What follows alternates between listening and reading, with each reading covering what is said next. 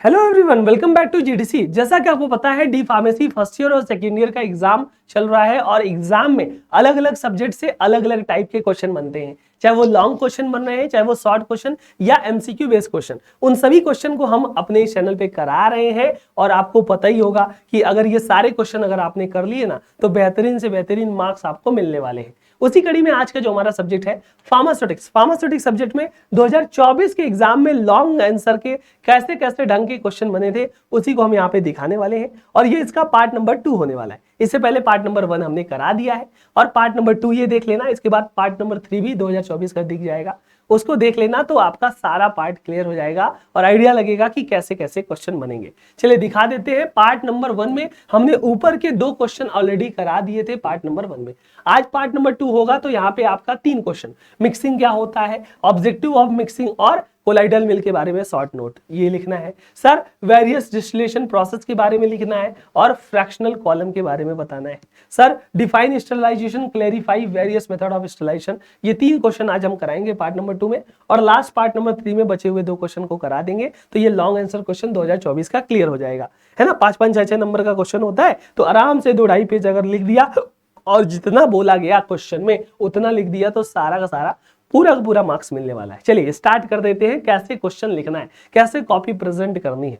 सबसे पहला क्वेश्चन यहाँ पे पूछा गया था, भाई मिक्सिंग क्या होता है डिफाइन करो। पहली बात तो डिफाइन कर दोगे 1 नंबर यहां से मिल जाएगा, फिर ऑब्जेक्टिव ऑफ मिक्सिंग लिख दोगे तो भैया 2 नंबर 1.5 नंबर यहां से मिल जाएगा, फिर कोलाइडल मिल पे शॉर्ट नोट लिख दोगे तो 2 नंबर यहां से, 2 2 4 1 5 6 नंबर आराम से मिलेगा, कहीं से भी कटेगा नहीं। हमेशा क्वेश्चन जब भी पूछे तो याद रख लेना 3 चीज पूछा गया है, तो जब आंसर लिखोगे तो मिक्सिंग का डेफिनेशन भी हेडिंग बनाओगे, फिर ऑब्जेक्टिव का भी डेफिनेशन का वो ऑब्जेक्टिव का हेडिंग बनाओगे और कोलाइडल मिल का हेडिंग बना करके तब प्रेजेंट करोगे। सारी चीजें लिखोगे तब पूरे नंबर मिलेंगे, तब कटने के चांसेस नहीं रहेंगे नंबर, नहीं तो कट सकते हैं। तो भाई कैसे लिखना है, जैसे मिक्सिंग होता क्या है तो मिक्सिंग का पहले definition, then objective, then colloidal mill, ऐसे तो लिखा जाएगा। तो क्या होगा मिक्सिंग मतलब एक ऐसी प्रोसेस होती है जहां पे 2 या 2 से अधिक कंपोनेंट को आपस में मिलाते हैं, मिक्स करते हैं और एक कंपोनेंट बनाते हैं, एक जैसा बना देते हैं, होमोजेनाइज कर देते हैं, एक समान मिक्स कर देते हैं, तो वो प्रोसेस, वो प्रक्रिया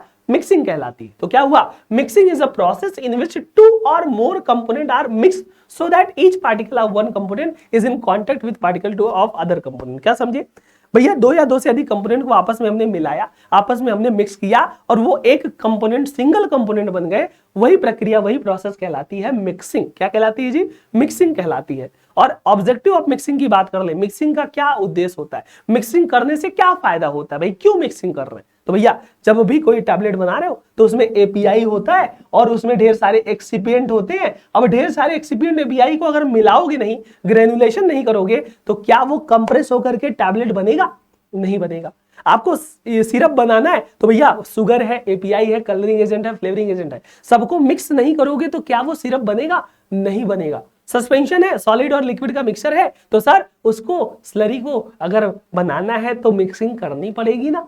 इमल्सन है, ऑयल वाटर गम का मिक्सचर है, कैसे, होमोजेनाइज, मिक्सिंग करनी पड़ेगी तभी जाके बनेगा। तो मिक्सिंग का ऑब्जेक्टिव है भैया कोई भी फॉर्मुलेशन बना लो, बिना मिक्सिंग के कोई फॉर्मुलेशन बनेगी ही नहीं, ठीक है। तो ऑब्जेक्टिव क्या होता है, simple physical mixing of the material to form a uniform mixer. Material को एक जैसा यूनिफॉर्मली मिक्स करना, सिंपली फिजिकल मिक्सर करना और मिक्सिंग को अंजाम देना, ये मिक्सिंग का पहला ऑब्जेक्टिव और उद्देश्य होता है।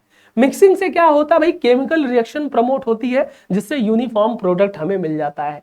साथ ही साथ सॉलिड लिक्विड आपस में डिस्पर्स हो गए तभी जाके सस्पेंशन बनेंगे, तभी तो ऑइंटमेंट पेस्ट बनेगा। तो वो कैसे बनेगा, मिक्सिंग के द्वारा ही बनेगा। कोई भी पेस्ट, जेल, ऑइंटमेंट जेल, सब कुछ मिक्सिंग के द्वारा ही बनता है, बिना मिक्सिंग प्रक्रिया के कुछ भी नहीं बनती। साथ ही साथ अगर कोलाइडल मिल की बात किया जाए तो कोलाइडल मिल क्या होता है, एक टाइप ऑफ मैकेनिकल इक्विपमेंट होता है जो कि पार्टिकल का साइज रिड्यूस करता है एज वेल एज मिक्सिंग भी करता है ना। सेमी सॉलिड की मिक्सिंग करने के लिए सबसे ज्यादा जाना जाता है जी कोलाइडल मिल। तो क्या होता है, तो भैया यहाँ पे क्या होता है, पार्टिकल सॉलिड का सस्पेंड होगा लिक्विड में तो पार्टिकल का ड्रॉपलेट भी, साइज भी घटेगा और यहाँ पे मिक्स भी होगा। तो यहाँ पे क्या होता है, सीयरिंग प्रिंसिपल पे सीयर फोर्स लगता है जिससे मटेरियल नैरो गैप, जो आपका रोटेटिंग रोटर है, स्टेटर है, जी हाँ, एक आपका रोटर होगा, एक आपका स्टेटर होता है उसी के नैरो गैप के बीच में सॉलिड और लिक्विड दोनों जाएगा, पेस्ट बनेगा और मिक्स हो जाएगा। मतलब शियर फोर्स लगेगा तो दो चीज होती है, मिक्सिंग भी हो रही है और साइज भी घटा दे रहा है। तो ये फायदा होता है कोलाइडल मिल का। तो कोलाइडल मिल क्या होता है सर? एक ऐसी इक्विपमेंट, एक ऐसी मशीन होती है जो कि मिक्सिंग करने के लिए इस्तेमाल की जाती है, जिसमें एक स्टैटर होता है, एक रोटेटर होता है। स्टैटर रोटेटर में मटेरियल को डालेंगे, सॉलिड को, मॉइस्चर यानी लिक्विड को डालेंगे तो वापस में मिक्स होगा, मिक्स होकर के शियर फोर्स लगेगा, साइज भी घटेगा, मिक्स भी होगा। तो ये आपका प्रक्रिया लगती है कोलाइडल मिल की फीचर्स की बात कर लें तो कोलाइडल मिल का की फीचर्स है कि भैया वेरी फाइन ड्रॉपलेट को, वेरी फाइन पार्टिकल को प्रोड्यूस करती है, यानी 1 से 10 माइक्रोन रेंज के पार्टिकल को प्रोड्यूस करेगी मिक्स करके, साइज घटा करके, है ना। ये फायदा होता है। साथ ही साथ जो फार्मास्यूटिकल इंडस्ट्री है, दवा बनाने वाली इंडस्ट्री है, कॉस्मेटिक इंडस्ट्री है, फूड इंडस्ट्री है, केमिकल इंडस्ट्री है, उन जगह कोलाइडल मिल जो होता है ना यूज की जाती है, जो कि मिक्सिंग कर रही है, साइज को भी घटा रही है। और साथ ही साथ जो इमल्सन बनाना है, सस्पेंशन बनाना है, ऑइंटमेंट पेस्ट बनाना है, सेमी सॉलिड ज्यादातर जो बनाने होते हैं ना, उनके लिए कोलाइडल मिल सबसे ज्यादा यूज में लाई जाती है। तो क्वेश्चन में भैया मिक्सिंग का डेफिनेशन पूछा है, ऑब्जेक्टिव पूछा है, वो लिख दिया और कोलाइडल मिल लिख दिया, और भी थोड़ी चीजें अपने पॉइंट वाइज थोड़ा सा फिगर वगैरह बना लिया, फ्लो चार्ट बना लिया। ये जितना भी पूछा गया उतना लिखोगे तो बहुत अच्छा और बेहतरीन नंबर मिलेगा, ठीक है। अब कोलाइडल मिल का थोड़ा वर्किंग प्रिंसिपल दिखाया जाए ना, तो वर्किंग प्रिंसिपल क्या है, कुछ ऐसा है ना, एक स्टेटर होगा, एक रोटर होगा। तो यहाँ पे क्या होगा, रोटर घूमेगा, स्टेटर स्थिर रहेगा। तो क्या होगा, हाई स्पीड रोटेशन रोटर का क्रिएट होगी, जिससे स्टीयरिंग प्रिंसिपल या स्टीयरिंग एक्शन होगा। क्या होगा, अब रोटर घूम रहा है, रोटर घूमेगा तो इसमें स्टैटर के जो नैरो गैप है ना, यहीं से पार्टिकल क्या होंगे, आएंगे और शियर फोर्स लगेगा, मिक्स भी होंगे, टूटेंगे भी। तो क्या होगा, हाई स्पीड रोटेशन होगा जो रोटर का, वो इंटेंस शियरिंग एक्शन क्रिएट करता है, जिससे पार्टिकल का साइज ब्रेक डाउन होगा ड्रॉपलेट में, और जो मटेरियल होगा वो नैरो गैप से पास हो जाएगा, और नैरो गैप से पास होने के बाद यूनिफॉर्म हो जाएगा, मतलब यूनिफॉर्मली मिक्स हो जाएगा। ये आपका इसका प्रिंसिपल हुआ। सर एडवांटेज की बात कर ले तो कोलाइडल मिल आपका साइज रिडक्शन भी करता है और इफिशिएंट तरीके से साइज घटाता है। कंटिन्यूअस ऑपरेशन है तो कंटिन्यूअसली इसे चलाया जा सकता है, मिक्सिंग, साइज रिडक्शन सब किया जा सकता है। और both heat sensitive material, viscous substances, viscous material, दोनों के लिए सुटेबल और स्टेबल माना जाएगा ये आपका क्या, कोलाइडल मिल। तो भैया देखो क्या क्या है कोलाइडल मिल, और आपका मिक्सिंग हुआ क्या, मिक्सिंग का ऑब्जेक्टिव, कोलाइडल मिल के बारे में पूरा की फीचर्स, वर्किंग प्रिंसिपल, एडवांटेज के बाद डिसएडवांटेज भी लिख सकते हो, यूजेज भी लिख सकते हो। मतलब यूजेज में वही चीज लिख सकते हो कि भैया जितने भी ऑइंटमेंट पेस्ट, सेमी सॉलिड है, उनको मिक्स करने का कंटिन्यूअस ऑपरेशन है कोलाइडल मिल। तो इतना लिख दिया तो आराम से 5 नंबर मिलने वाले हैं। फिगर बना दिया, फ्लो चार्ट लिख दिया, आराम से मिलेगा, ठीक है। अगला क्वेश्चन यहाँ पे क्या होने वाला है sir enlist various distillation process, discuss various fractional columns. जी हाँ, अलग अलग जो डिस्टिलेशन प्रोसेस है उनका नाम लिख देना है और फ्रैक्शनल कॉलम को डिस्कस कर देना है, सिंपल। तो भैया डिस्टिलेशन क्या होती है, एक ऐसी प्रोसेस होती है जहां पे 2 या 2 से अधिक कंपोनेंट के मिक्सचर को हीट दे करके, वेपराइज करके, कंडेंस करके हम सेपरेट करने का काम करते हैं, वही प्रक्रिया डिस्टिलेशन कहलाती है। आपने लैब में किया हुआ भी होगा। क्या होता है डिस्टिलेशन, एक ऐसी प्रक्रिया है जहां पे 2 या 2 से अधिक कंपोनेंट के मिक्सचर को हम हीट दे करके, वेपराइज करके, डिस्टिलेट करके सेपरेट आउट करने का काम करते हैं, जिसमें डिस्टिलेशन के अलग अलग मेथड होते हैं। एक होता है सिंपल डिस्टिलेशन, एक होता है स्टीम डिस्टिलेशन, सबका नाम लिखने को बोला है ना। तो सिंपल डिस्टिलेशन हुआ, स्टीम डिस्टिलेशन हुआ, sir distillation under reduce pressure जिसे हम वैक्यूम डिस्टिलेशन भी बोलते हैं, और इक्विलिब्रियम डिस्टिलेशन यानी कि फ्लैश डिस्टिलेशन होता है, मॉलिक्यूलर डिस्टिलेशन होता है, फ्रैक्शनल डिस्टिलेशन या रेक्टिफिकेशन या मल्टीपल डिस्टिलेशन भी बोलते हैं, एजियोट्रॉपिक और एक्सट्रैक्टिव डिस्टिलेशन हुआ और डिस्ट्रक्टिव डिस्टिलेशन हुआ। ये अलग अलग टाइप ऑफ डिस्टिलेशन हुए जिनका सिंपली आप नाम लिख सकते हो। और बोला क्या गया था भाई, various type of fractionating column. जी हाँ,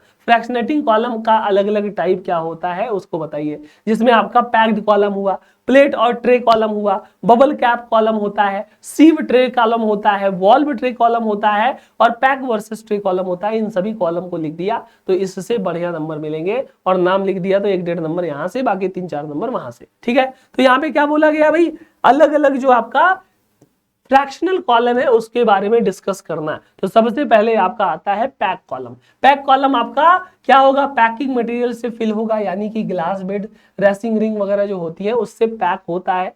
लार्ज सरफेस एरिया प्रोवाइड करता है वेपर लिक्विड के कांटेक्ट के लिए, और साथ ही साथ केमिकल इंडस्ट्री में कंटिन्यूअस डिस्टिलेशन करने के लिए आपके पैक कॉलम यूज किए जाते हैं एज अ फ्रैक्शनेटिंग कॉलम। ठीक है जी।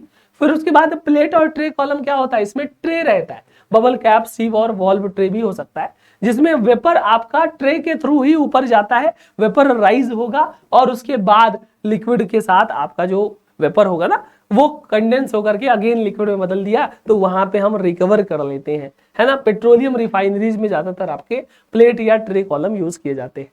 वहीं पे बबल कैप कॉलम की बात कर ले तो ये टाइप ऑफ ट्रे कॉलम होता है जो कि आपका डायरेक्ट वेपर कैप भी आपका यहाँ पे लिक्विड के थ्रू इसमें ऐड रहेगा, और वेपर फ्लो और हाई एफिशिएंसी के लिए, लो वेपर जो होते हैं उनके लिए और हाई एफिशिएंसी इसकी होती है तो उसके लिए अच्छा होता है ये आपका बबल कैप कॉलम।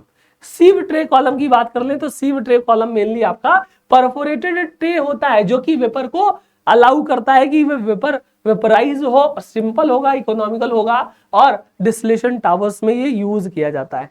वहीं पे वॉल्व ट्रे कॉलम की बात कर ले तो ये आपका इसमें मूवेबल वॉल्व में यूज होता है वेपर के फ्लो को कंट्रोल करने के लिए, साथ ही साथ फ्लेक्सिबल होगा, इफिशिएंट होगा, अलग अलग ऑपरेटिंग रेंज के लिए ये बनाया गया है। और एक होता है पैक कॉलम और versus tray column. Pack column में देखा आपकी पैकिंग होती है और ट्रे कॉलम ट्रेज वाले होते हैं। तो पैक कॉलम आपका लो वेपर प्रेशर ड्रॉप के लिए और कोरोजन रेजिस्टेंट होता है, उसके लिए बेटर होता है। साथ ही साथ बेटर होता है ट्रे किसके लिए, हाई लिक्विड लोड के लिए और फॉलिंग सर्विसेज के लिए, उनके लिए आपका बेस्ट होगा ट्रे। तो अलग अलग आपके फ्रैक्शनेटिंग कॉलम होते हैं जो कि पूछे जा सकते हैं, हालांकि ये बहुत ही रेयर क्वेश्चन है, कभी कभी आया है, कभी कभी उतना ज्यादा नहीं बनता। ठीक है, चलो अगला क्वेश्चन यहाँ पे क्या होने वाला है भाई, स्टरलाइजेशन क्या होता है, स्टरलाइजेशन डिफाइन कीजिए, और वेरियस मेथड ऑफ स्टरलाइजेशन क्या होता है उसको डिफाइन करना है। ठीक है जी। तो स्टरलाइजेशन का मतलब स्टरलाइज कर देना, फ्री फ्रॉम माइक्रोऑर्गेनिज्म कर देना, माइक्रोब फ्री कर देना। मतलब स्टरलाइजेशन एक ऐसी प्रोसेस होती है जिसमें हम एलिमिनेट कर देते हैं किसको, all form of microbial life. जी हाँ, जितने भी प्रकार के माइक्रोब्स होते हैं, छोटे मोटे बैक्टीरिया वायरसेस होते हैं, उनको हम एलिमिनेट कर देते हैं, किल कर देते हैं, जिसमें चाहे बैक्टीरिया हो, वायरसेस हो, फंगाई हो, स्पोर्स हो, उसको हम सरफेस से, फ्लूइड से, मेडिकेशन से, बायोलॉजिकल कल्चर से यहाँ पे क्या किया, एलिमिनेट कर दिया, स्टरलाइज कर दिया। वही प्रोसेस स्टरलाइजेशन कहलाती है। मतलब स्टरलाइजेशन, निष्क्रियकरण एक ऐसी प्रक्रिया है जिसमें किसी सतह, किसी भी लिक्विड द्रव या किसी भी औषधि या किसी भी जैविक संस्कृति से बैक्टीरिया, वायरसेस, फफूंदी, बीजाणुओं सहित सभी प्रकार के सूक्ष्म जीवों का पूर्ण रूप से नाश कर दिया जाता है, उन्हें एलिमिनेट कर दिया जाता है। तो क्या होता है, एक बहुत ही इंपॉर्टेंट प्रोसीजर स्टरलाइजेशन, हर एक लेबोरेटरी में की जाने वाली इंपॉर्टेंट प्रोसेस है। तो भाई एक मेडिकल इंडस्ट्री की बात कर लें, लेबोरेटरी की बात कर लें, फूड इंडस्ट्री, फार्मास्यूटिकल इंडस्ट्री, हर जगह स्टरलाइजेशन का रोल होता है, और स्टरलाइजेशन काफी ज्यादा मात्रा में यूज की जाती है। स्टरलाइजेशन किस लिए, आपके प्रोडक्ट को स्टरलाइज करने के लिए, फ्री फ्रॉम माइक्रोब्स करने के लिए स्टरलाइजेशन बहुत ही इंपॉर्टेंट माना जाएगा। अगर हम बात करते हैं दोस्त मेथड ऑफ स्टरलाइजेशन, कौन कौन से मेथड होते हैं जो कि स्टरलाइजेशन प्रक्रिया में यूज में लाए जाते हैं, तो भैया फिजिकल मेथड होंगे, केमिकल मेथड होंगे, रेडिएशन वाले होंगे, अलग अलग टाइप मेथड होते हैं। तो फिजिकल मेथड की बात कर लें तो जिसमें मॉइस्ट हीट स्टरलाइजेशन ऑटोक्लेव के द्वारा होता है, dry heat sterilization hot air oven के द्वारा होता है, फिल्ट्रेशन के द्वारा रिमूव करते हो, रेडिएशन के द्वारा रिमूव करते हो, है ना। तो मॉइस्ट हीट स्टरलाइजेशन यानी ऑटोक्लेव के द्वारा क्या करते हैं, भाप के द्वारा, स्टीम के द्वारा, स्टीम के द्वारा गर्म गर्म स्टीम होगी जो कि 121 डिग्री सेल्सियस की होगी। 15 से 20 मिनट तक आपके जितने भी सर्जिकल टूर हुए, जितने भी मीडिया हुए, उनको हीट दिया गया और उसमें जितने भी फंगस, माइक्रोस, बैक्टीरिया है, सब के सब किल हो जाते हैं। ये ऑटोक्लेव या मॉइस्ट हीट स्टरलाइजेशन होता है। वहीं पे अगर हम ड्राई हीट स्टरलाइजेशन की बात कर लें तो हॉट एयर जो ओवन होता है ना, यानी कि 160 से 180 डिग्री सेल्सियस 2 घंटे के लिए इसका होता है। ग्लासवेयर, मेटल टूल, इन सबको स्टरलाइज करने का काम ड्राई हीट स्टरलाइजेशन करता है। फिल्ट्रेशन की बात कर लें तो यहाँ पे फिल्टर का यूज करके जितने भी आपके बैक्टीरिया है, माइक्रोब्स है, हीट सेंसिटिव लिक्विड है, उनको फिल्टर आउट करके हटा दिया जाता है, रिमूव कर दिया जाता है। मेम्ब्रेन फिल्टर वगैरह से जितने भी वायरसेस, बैक्टीरिया है ना, उनको रिमूव कर दिया जाता है। तो ये भी तो स्टरलाइजेशन की प्रक्रिया हुई। और रेडिएशन के द्वारा हम माइक्रोब्स को किल करते हैं, यानी कि गामा रेडिएशन, एक्सरेज, ये सब आपके मेडिकल डिवाइसेस हुए या फूड हुए, उनका यहाँ पे कह सकते हो ना क्या करता है भाई, स्टेरिलाइजेशन करने का काम करता है। और नॉन आयनाइजिंग यानी यूवी वगैरह के लिए जो आपका सरफेस और एयर स्टेरिलाइजेशन करने का काम ये कर देता है। तो भैया मेथड ऑफ स्टेरिलाइजेशन में, फिजिकल मेथड में autoclave, hot air oven, filtration, radiation, ये हो जाता है। केमिकल स्टेरिलाइजेशन की बात कर ले तो केमिकल स्टेरिलाइजेशन मेथड में आपका एथाइलिन ऑक्साइड के गैस से स्टेरिलाइजेशन होता है, हाइड्रोजन परऑक्साइड प्लाज्मा से स्टेरिलाइजेशन होता है, लिक्विड केमिकल यानी ग्लूटरल्डिहाइड से स्टेरिलाइजेशन होता है ना। जितने भी हीट सेंसिटिव आइटम है, टॉक्सिक्स है या आपका ऐसे ड्रग है जो कि कह सकते हो ना एथाइलिन ऑक्साइड गैस से केमिकल मेथड के द्वारा स्टेरिलाइज किए जाने हैं। जो लो टेम्परेचर इकोनॉमिकली फ्रेंडली होता है और डेडिकेटेड टूल होता है हाइड्रोजन परऑक्साइड का प्लाज्मा का स्टेरिलाइजेशन, और ग्लूटरल्डिहाइड वाला मेनली आपके इंस्ट्रूमेंट जो कि हीट नहीं किए जा सकते, उनको इस केमिकल मेथड के द्वारा स्टेरिलाइज किया जाता है। तो ये स्टेरिलाइजेशन पूछा था, स्टेरिलाइजेशन के अलग अलग मेथड पूछा था, इसका 1 नंबर और इन दोनों का 2-2 नंबर अगर लिख दिया तो आराम से आपका पूरा पूरा नंबर मिलने वाला है। और फर्स्ट ईयर हो सेकंड ईयर हो सबकी दोनों बाइलिंगुअल बुक मंगानी है तो GDC classes app Amazon Flipkart पे लिंक वगैरह डिस्क्रिप्शन में होगा, वहां से जाके विजिट करना, आपको बुक्स वगैरह सब कुछ मिलेगी, हेल्प करेगी। तो ये था आपका 2024 के पेपर का लॉन्ग आंसर का पार्ट नंबर 2, और इससे पहले पार्ट नंबर 1 करा दिया है, पार्ट नंबर 2 हो गया, पार्ट नंबर 3 भी जाके देख लीजिएगा जिसमें आपके आगे वाले 2 क्वेश्चन हमने करा दिए हैं। तो उसको सभी को देखिएगा, पढ़ाई करते रहिएगा, अपने सभी दोस्तों को शेयर भी कीजिएगा, ज्यादा से ज्यादा लोग पढ़ें, ज्यादा से ज्यादा लोग बढ़ें और सारा एग्जाम आपका क्लियर हो। कोई भी डाउट हो, क्वेरी हो, कमेंट बॉक्स में जरूर बताएं। मिलते हैं किसी अगले वीडियो में पार्ट नंबर 3 में, तब तक के लिए thank you so much, have a good day, all the very best.